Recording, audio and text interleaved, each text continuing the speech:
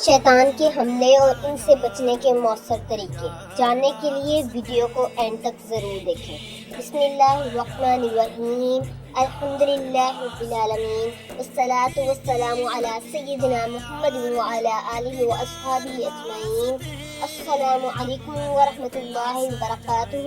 آج کا موضوع ہے شیطان کے حملے اور ان سے بچنے کے مؤثر طریقے کہ شیطان مومن کے اوپر جب حملہ کرتا ہے تو اس سے کیسے بچے۔ کیا کبھی ایسا ہوا کہ نماز کا وقت آیا مگر دل نے کہا تھوڑی دیر بعد پڑھ لوں گا؟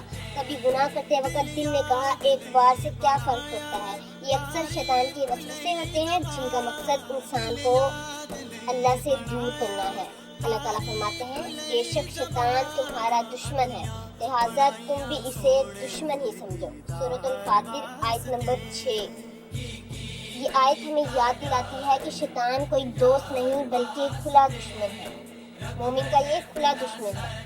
شیطان انسان کے دل میں وسوسے ڈالتا ہے، وہ گناہ کو معمولی اور نیکی کو مشکل بنا کر پیش کرتا ہے۔ مثلاً نماز میں سستی، قرآن پڑھنے میں غفلت، غیبت، جھوٹ اور حسد کو معمولی سمجھنا، دنیا کی محبت میں آخرت کو بھلا دینا، اللہ کی رحمت سے مایوس کرنا۔ شیطان سے بچنے کے طریقے: 5 وقت کی نماز کی پابندی کریں، صبح شام کے مسنون اذکار پڑھیں، قرآن مجید کی روزانہ تلاوت کریں، گناہ ہوتے ہی فوراً توبہ کریں، ہر اہم کام سے پہلے اعوذ باللہ من الشیطان الرجیم پڑھیں، نیک لوگوں کی صحبت اختیار کریں۔ رسول اللہ صلی اللہ علیہ وآلہ وسلم نے فرمایا طاقتور مومن اللہ کو کمزور مومن سے زیادہ محبوب ہے۔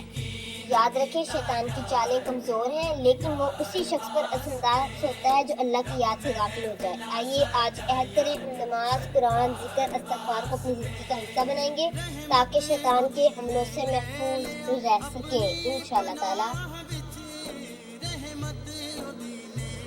شیطان کے فریب سے ہر دم بچا رہے، اللہ ہمیں اپنی امان میں رکھا رہے۔ قرآن و دلوں میں دعا لب پہ ہر گھڑی، ایمان کا چراغ ہمیشہ جلا رہے۔ السلام علیکم ورحمۃ اللہ۔ اگر یہ ویڈیو پسند آئے تو لائک کریں، شیئر کریں۔ مزید ایسی معلومات کے لیے چینل کو سبسکرائب کرنا نہ بھولیں۔